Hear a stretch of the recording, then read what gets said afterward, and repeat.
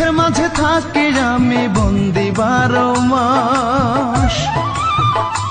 আমার বুকের ভিটায় দুঃখ একটা ঘর বানাইছে রে, সেই ঘরে দুঃখ থাকে সুখ থাকে না রে।